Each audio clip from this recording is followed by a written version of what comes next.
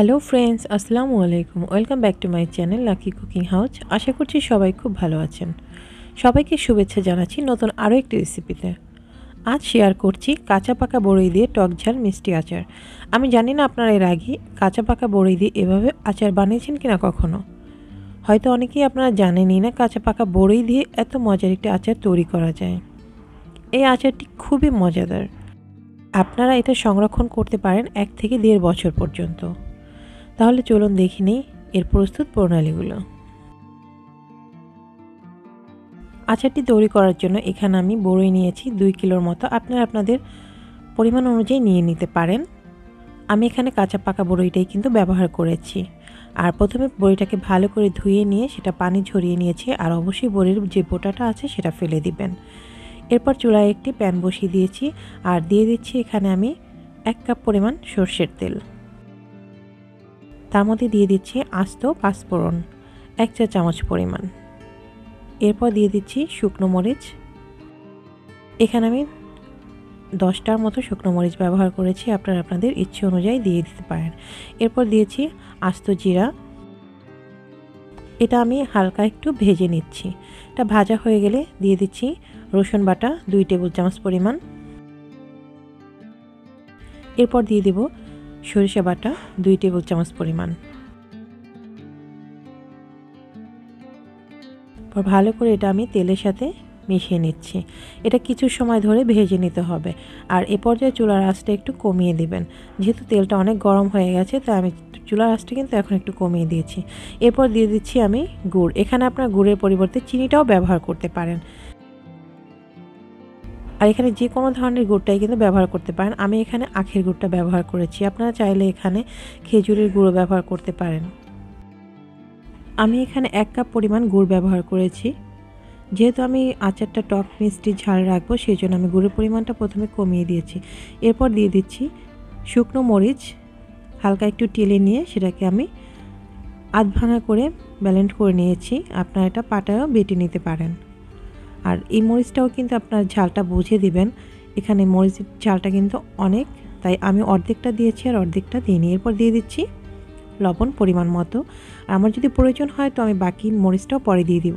তো সবগুলো উপকরণ দেওয়া হয়ে গেলে এরপর আমি দিয়ে দিচ্ছি ধুয়ে রাখা বড়ইগুলো। আপনারা অবশ্যই লক্ষ্য রাখবেন বড়ই থেকে যেন পানিটা সম্পূর্ণরূপে ঝরে যায়। আচারের ক্ষেত্রে পানিটা যত কম ব্যবহার করবেন ততই ভালো। আচারে পানি না দেওয়াটাই ভালো, তাই চেষ্টা করবেন বড়ই থেকে পানিটা পরিপূর্ণভাবে শুকিয়ে নেওয়ার। এরপর আমি বড়ইগুলোকে মশলার সাথে একটু নেড়ে চেড়ে দিচ্ছি। আর এই আচারটা বানানোর সময় অবশ্যই লক্ষ্য রাখবেন যেন তলানিতে লেগে না যায়, তাহলে কিন্তু বড়ইয়ের যে আচারটা সেটার কিন্তু ফ্লেভার এবং টেস্ট দুটোই নষ্ট হয়ে যাবে। আচার তৈরি করার সময় কিন্তু একটু ধৈর্য নিয়ে আচারটা তৈরি করতে হবে।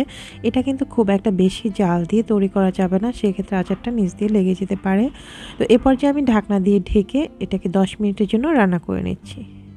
তো দেখতে পাচ্ছেন 10 মিনিট পরে আমার আচারটার এই অবস্থা হয়েছে। বড়ইগুলো অলরেডি সেদ্ধ হয়ে গেছে এবং ভিতরে বিচিটাও বেরিয়ে আসছে। আর এটা একদম আঠালো একটা ভাব হয়েছে। যেহেতু এটা কাঁচা বড়ই তো আঠালো ভাবটা আসবেই। তো এই পর্যায়ে আমি আরও বেশ কিছু সময় রান্না করে নিব। 30 থেকে 35 মিনিটের মতো আমি রান্না করে আবার ফিরে আসছি। আর এ পর্যায়ে কিন্তু চুলার আঁচটা একদম মিডিয়াম ছিল। তো দেখতে পাচ্ছেন এখানে আমি প্রায় 30-35 মিনিটের মতো রান্না করার পর আচারটা এ পর্যায়ে আসছে। তো এর মধ্যে আমি এখন আরও বাড়তি কিছু মশলা আছে সেগুলো অ্যাড করে দিচ্ছি। এখানে আমি দিয়ে দিচ্ছি 5 ফোড়নের গুঁড়ো। 5 ফোড়নের গুঁড়ো আমি ব্যবহার করেছি প্রায় 1.5 টেবিল চামচের মতো। যেহেতু আমার আচার পরিমাণটা একটু বেশি ছিল তাই আমি 1.5 টেবিল চামচের মতো ব্যবহার করেছি। আপনারা চাইলে আচারের পরিমাণটা বড়ির পরিমাণটা ঠিক রেখে আপনার মশলার পরিমাণটা কমিয়ে বাড়িয়ে নেবেন। তো এরপর আমি মশলাটা ভালো করে আচারের সাথে মিশিয়ে দিচ্ছি। এরপর দিয়ে দিচ্ছি সিরকা, রাঁধুনি সিরকা অথবা এটাকে হোয়াইট ভিনেগারও বলে থাকে। তো বাজারে এটা আপনারা সিরকা অথবা হোয়াইট ভিনেগার বলেই এটা পেয়ে যাবেন।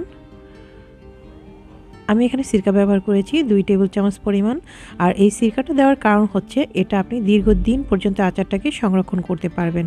এটা আপনি ফ্রিজে ছাড়াও বাইরে নর্মালি 1 থেকে 1.5 বছর পর্যন্ত সংরক্ষণ করতে পারবেন। তো সিকাটা দেওয়া হয়ে গেলে আমি ভালো করে এটাকে আরও মিক্স করে দিচ্ছি আচারের সাথে।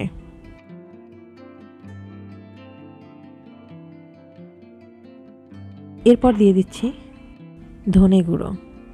এখানে আমি ধনে গুঁড়ো ব্যবহার করেছি 1 চা চামচ পরিমাণ। এরপর দিয়ে দিচ্ছি সামান্য একটু তেজপাতার গুঁড়ো, জাস্ট 1 পিঞ্চ তেজপাতা গুঁড়ো ব্যবহার করেছি একটা বাড়তি ফ্লেভারের জন্য। এরপর আমি আবারও একটু নেড়েচেড়ে সমস্ত মশলাগুলো একত্রে মিশিয়ে নিচ্ছি। এরপর যে কিন্তু আমি আরও কিছু সময় এটাকে জাল করে নেব, প্রায় 15 থেকে 20 মিনিটের মতো। এটা আর একটু আঠালো ভাব যেন চলে যায় বা শুকনো শুকনো হয়ে যায়।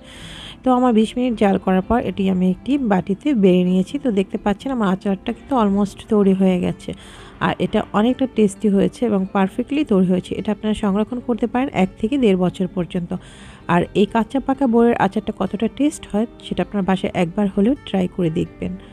তো বন্ধুরা, আমার আজকের ভিডিওটি কেমন লাগলো সেটা অবশ্যই কমেন্ট বক্সে জানাবেন। ভিডিওটি ভালো লেগে থাকলে চ্যানেলটি সাবস্ক্রাইব করে পাশে থাকবেন। সবাই ভালো থাকবেন, সুস্থ থাকবেন। আল্লাহ হাফেজ।